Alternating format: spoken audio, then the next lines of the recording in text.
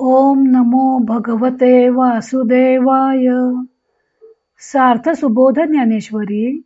लेखन व वाचन सौ मनीषा भास्कर अभ्यंकर, महाराष्ट्र, मिरज 416410. अध्याय 18. मोक्ष संन्यास योग. ध्यानयोगाने ब्रह्मप्राप्ती भाग 11. चौथी भक्ती भाग 1. ओव्या आहेत 1102 ते 1111. ज्ञानदेव मंदाधिकारी ध्यानयोगाने कोणत्या क्रमाने ब्रह्मप्राप्ती करून घेतो त्याचं वर्णन करत आहेत. जैसी भोजनाच्या व्यापारी, क्षुधा जिरत जाय अवधारी, मग तृप्तीच्या अवसरी नाहीच होय. ऐक, ज्याप्रमाणे भोजन करीत असताना प्रत्येक घासाबरोबर भूक कमी होत जाते व तृप्तीच्या वेळी ती अगदीच नाहीशी होते. नाना चालीची या वाढी, वाट होत जाय थोडी, मग पातला ठाई बुडी देऊनी निमे. अथवा चालण्याचा वेग जसा जसा वाढेल तस तशी वाट कमी होत होत मग मुक्कामाला पोचल्यावर ती वाट बुडी देऊन नाहीशी होते, म्हणजे संपते. का जागृती जवजव उद्दीपे, तव तव निद्रा हारपे, मग जागी नली या स्वरूपे नाहीच होय.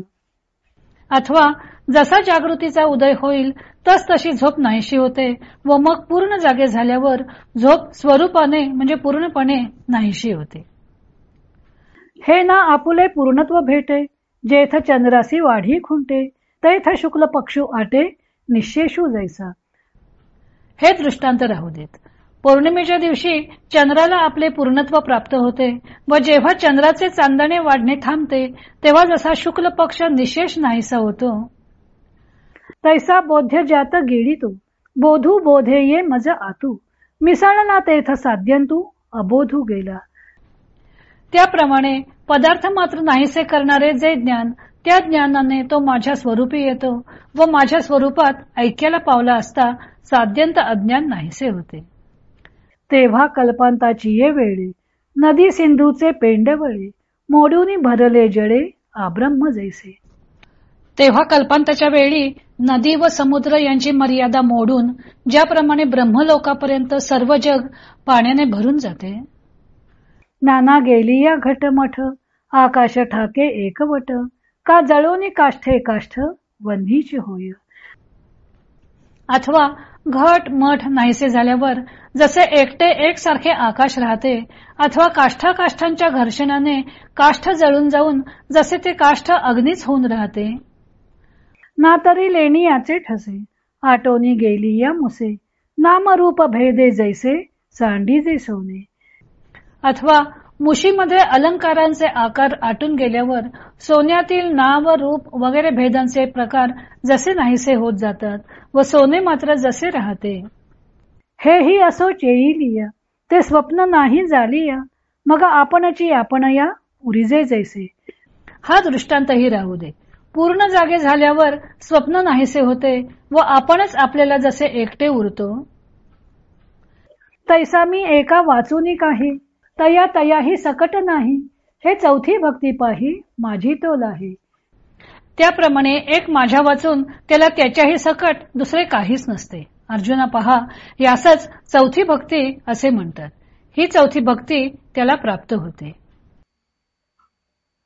साधक योगरूपी अश्वावर आरूढ होऊन ध्यानरूपी तलवार घेऊन ब्रह्मगिरी कसा सर करतो ते ज्ञानदेव रूपकाने स्पष्ट करत आहेत.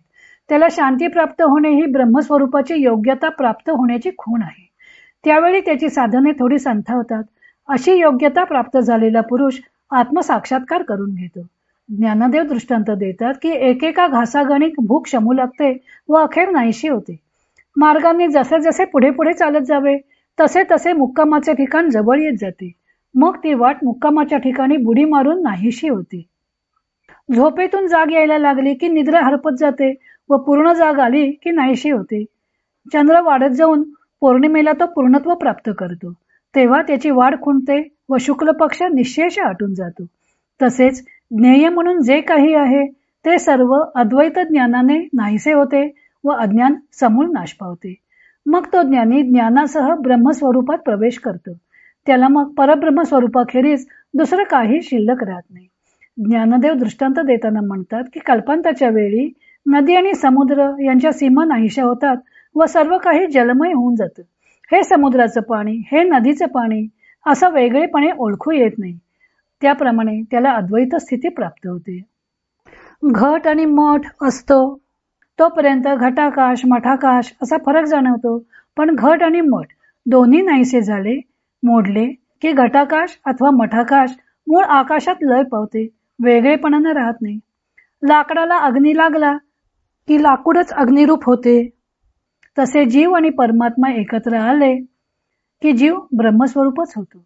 सोने आठवण्यासाठी मुशीत सोन्याचा अलंकार टाकला की त्याचा आकार नाम रूप नाहीसे होतं, केवळ सोनच राहतं. पूर्ण जाग येऊन स्वप्न नाहीसे झाले की आपणच आपल्या ठिकाणी उरतो. त्याप्रमाणे ज्ञानी ब्रह्मस्वरूप झाला की मग केवळ आत्मस्वरूपच उरते. तो परमात्म्याशी एकजीव होऊन जातो. अशी एकरूपता प्राप्त होण्याला ज्ञानदेव चौथी भक्ती म्हणतात. त्याला स्वतःच्या अस्तित्वाचं भान राहत नाही. परमात्म्या व्यतिरिक्त काहीच प्रतीत होत नाही. हे एकत्व जाणणे हीच श्रेष्ठ अवस्था आहे. हीच चौथी अथवा पराभक्ती आहे. या भक्तीला चौथी भक्ती का म्हणायचं ते ज्ञानदेव स्पष्ट करणार आहेत. तो भाग आपण उद्या पाहू.